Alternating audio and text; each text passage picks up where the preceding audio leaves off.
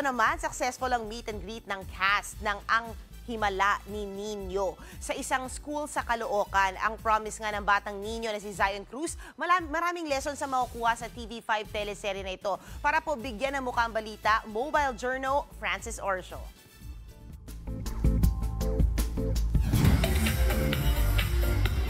Kulitan to the max ang mga chikiting at sina teacher kasama ang cast ng bagong kapatid serye na Ang Himala ni Nino.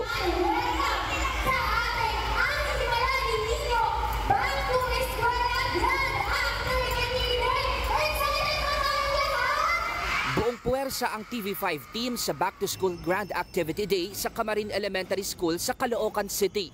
Bukod sa masayang meet and greet with the cast, para sa Ang Himala ni Nino, baon ng mga estudyante ang fun at learning experiences. May pabonus pang papremyo na kanilang inuwi. Ang bagong serye ay prequel ng naunang hit kapatid series na Niña Niño na pinagbidahan ni Maha Salvador at Noel Cumia Jr. Bida naman this time si Nino na kapatid ni Niña.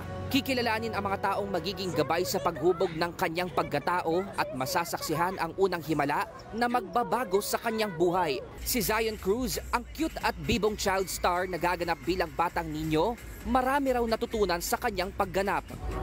Kung paano mga respeto po, tapos kung paano gumalang sa mga nakakatanda.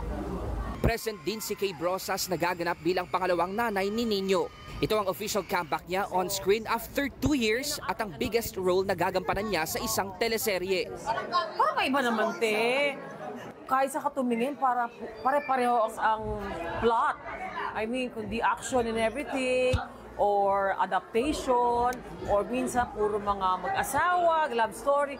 Ngayon naman balik tayo sa may tungkol sa family values and everything on it. Si Carmi Martin gaganap naman bilang Ma'am Chona, ang mayamang negosyante na gustong angkinin ang bukang liwayway. Ako po yung pampagulo, ako yung kontrabida doon sa bukang liwayway.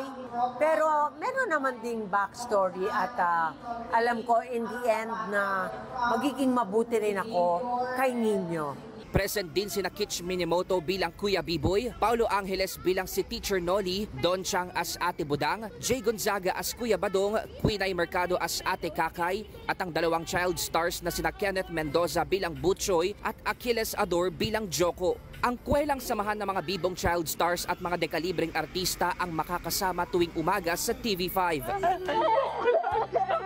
Meron po bang ganun?